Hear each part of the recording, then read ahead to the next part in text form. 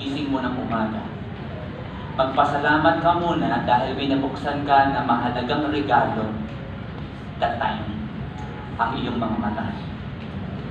Hindi lahat ng tao gumigising pa araw-araw.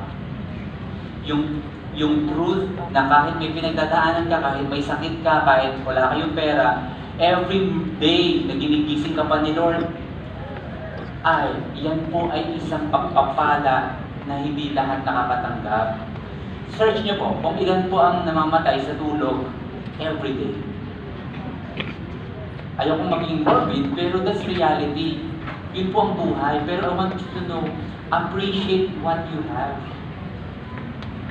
Minsan nga, di ba, napapansin mo ito? Every day may kinakain ka. Tama, obviously. Kita ko sa pisngi mo. Di ba minsan nauuna mong ipicturan dahil masarap yung ipagyabang yung pagkain na si Lord na nagbigay kaysa magpasalamat sa Diyos na nag-provide. O kakain na natin, ano na? Ano na tayo? Pero parang, ba't hindi, ipopost ko to. Siyempre, pag mamalaki mo yung mga buffet mong slow, yung mga ganon, talagang, pero ba't ako masakutang yun? Minsan, nami-misinterpret lang natin. Pwede natin gawin yun, pero unahin mo na si Lord, ang dami palang ginawang mabuti sa atin. Ilang kang kumain araw-araw, per day? 3, no? Yun yung basic. Breakfast. Bago mag-lunch, pag may merienda ka dito sa gitna. Bago mag-dinner, may merienda ka sa gitna. So, 5 na yun. Eh sa gabi, mag-midnight na ka. Kasi alam mo naman, midnight, pansit canton, piprito ka ng itlog, tapos may kape ka. Imagine mo yun, grabe yung masarap mo.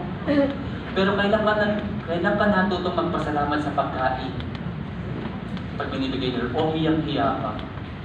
Di ba born again ka? Pray for the food. Hindi ako born again. Mag-open lang ako sa food. May ganun ba kilala? Bakit takot ka? Yan, bait-bait ni Lord. Ikaw, babae, umuwi ka ng gabi, di ba? Gabi na. Hindi ka nagpe-pray ng safety. Pero gabi-gabi, umuwi ka ng safe. Alam mo bakit? Ang Diyos ay tapat. Ganun mo dapat na-appreciate ang faithfulness ni Lord. Ito pa, hindi lang siya tapat sa mga bagay na mga blessing. Ito pa, ha? Let us hold tightly without wavering to the hope we affirm, for God can be trusted to keep His promise. Meaning, ang Diyos mo, mapapagkatiwalaan niya. So kung may pinagdadaanan kang pagsubok, trust Him. Hindi lahat ng pera. Alam mo, importante ang pera. Pero hindi lahat kayang solusyonan ng pera. You trust Him. Tagalogin ko para mas maganda.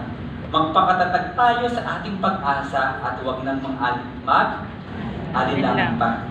Sapagkat ang nangako sa atin ay maasa.